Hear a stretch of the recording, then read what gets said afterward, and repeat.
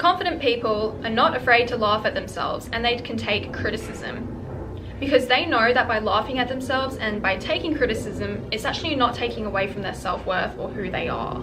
People with a really fragile sense of who they are or are deeply not confident, they will be on edge all the time. Anything you say, they immediately got to defend themselves. Can't believe you said this. You're fucking ugly. People who are confident will laugh at themselves. Confidence isn't knowing or thinking that doing something will make other people like you. It's simply not caring what they think, which can go back to what I said about walking into a room. You don't care what they think. You're just doing your own thing. Trust your ability to bounce back from anything. I said this in my previous video about an interview that I watched from Lisa Nichols, where she said true confidence comes from your ability to bounce back from anything. So basically she was like, when I do something, I think about, you know what, even if this thing fails, I can bounce back from it.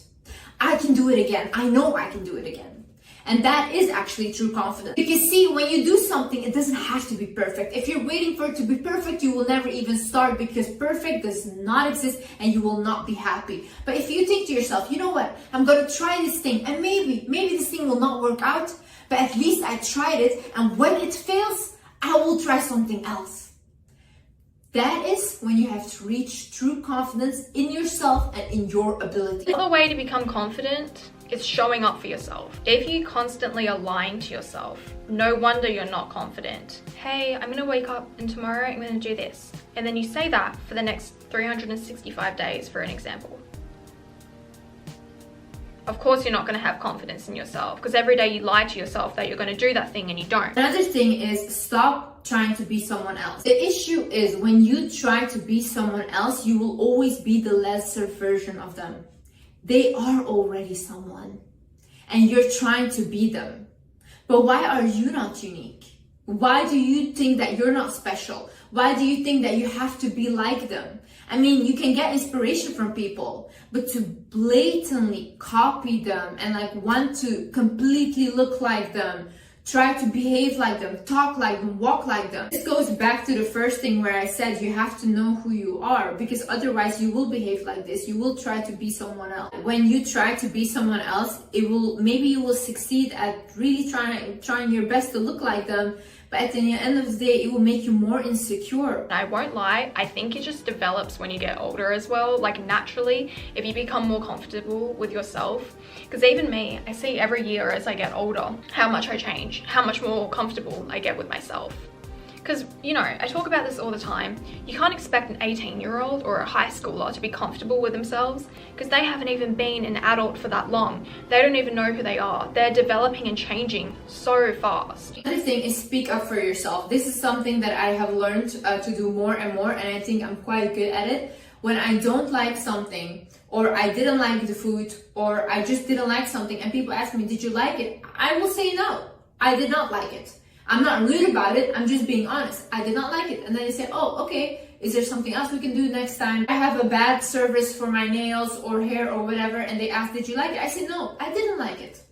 And then they say, okay, how can we help you then? Like, how can we fix this? Then I say, okay, let's do this, and we can resolve it like this. I used to be the person, I was such a people pleaser that even if they cut my hair, imagine I say I want to trim, right? They cut it till here, I will go cry in the mirror and say, oh, it's nice, and then I will go home crying more, you know? Like it, but for me now, it's like, no, I'm paying for a service, I want a nice service, I'm not really a difficult client, but if I really don't like something, or it was not what I asked, or even the food was really not nice, I will say it. It was not nice. I will still pay for it, and it was not good, but that's it. So start speaking up for yourself. This even shows, like, imagine your inner child, right? When you grew up, you could never speak up for yourself, and now you're the adult that speaks up for yourself. Imagine how proud that would make your inner child.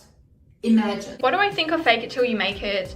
I think it can definitely trick your brain into thinking you are something you're not, which can be good in the moment, but over time, if you're not actually addressing the deeper issue, it will come out. Something I do to build confidence with myself is I do things which are out of my comfort zone. I'm also going to give you some other little confidence tricks here. Don't wear something that you don't feel like is you. For example, I love my dark hair. When I don't have brown hair, I don't feel like myself.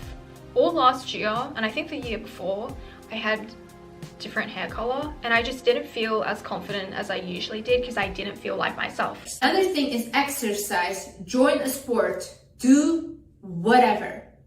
Listen, first of all, you will not only physically look better, you will release dopamine in your head, which is the reward chemical of your brain. And clothes that you feel confident in. For example, this is my favorite dress from Realization Par. I love it. I feel so confident in it. And I love wearing black. I actually realized I feel really not confident when I'm wearing colors. And here are some body language tips to help you practice confidence and see if other people are confident. So this is especially what I notice on dates. Number 1, fidgeting. When someone's not confident or comfortable, they're fidgeting. When I'm on a date and I'm uncomfortable, I'm literally moving all the time. I'm like,